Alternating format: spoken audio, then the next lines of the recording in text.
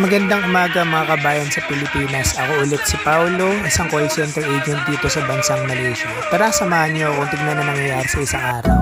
So papasok tayo sa office ngayon na 2 station ng train yung layo mula sa company provided na hotel accommodation. Pero bumalik ako sa unit nito kasi meron ako nakalimutang gamit na kailangan ko sa pagpasok at paggawa sa work. So yan, nagmamadali ako para hindi tayo malate pabalik sa office. Nakasakay na ako ng train, hindi ko kilala yan sa ate.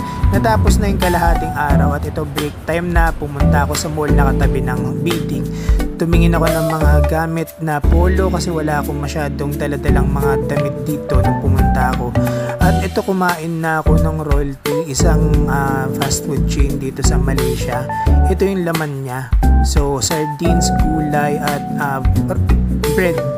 So ito, alam ko, kausap ko yung mama ko nito, pinatitingnan ko sa kanya yung mga sapatos dito, baka meron siyang gustong pabili.